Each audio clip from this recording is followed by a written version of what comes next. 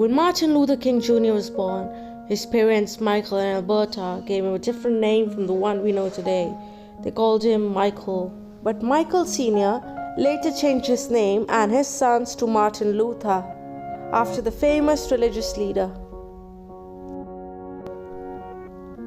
The middle-class family was very religious. Both Martin's father and grandfather were pastors in Atlanta, Georgia. Martin Luther and his siblings grew up in a loving home, but experienced racism from an early age. King attended segregated public schools in Georgia. He skipped the 9th and 11th grades and graduated from high school at 15. It was around that time that he joined the National Association for the Advancement of Colored People, a civil rights organization. While studying Ph.D. at Boston University, he met music student Coretta Scott in Boston. The couple married in 1953 and later had 2 sons and 2 daughters. In 1954, King had become a pastor in Montgomery.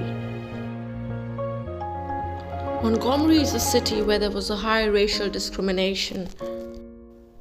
You will be surprised to know there were separate public schools, transportation, toilets, and even restaurants.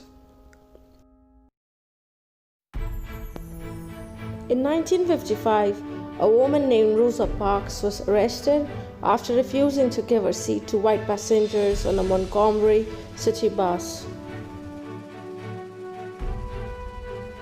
In response, the NAACP chose King to lead a citywide bus boycott. For 381 days, members of the black community walked or carpooled to work.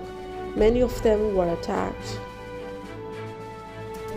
In the spring of 1963, King organized a protest in Birmingham, Alabama. The protests garnered nationwide attention.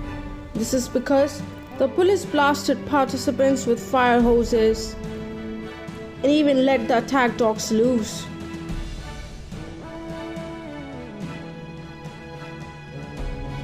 Martin Luther King and the other protesters were jailed. After their release, King and other civil rights leaders laid plans for a demonstration in the nation's capital. The march in Washington attracted more than 200,000 people.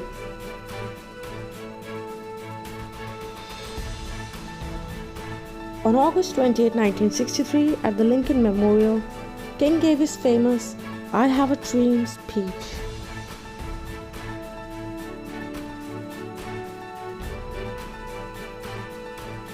He spoke of a day when all people would be treated equally.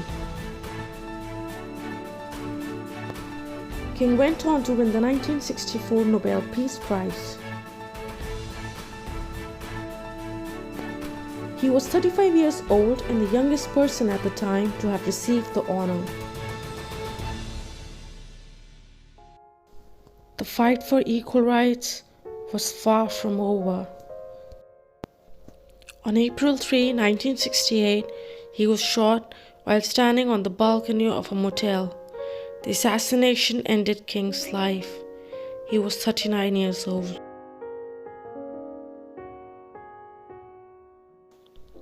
In the United States, King's birthday is observed as a national holiday on the 3rd Monday in January.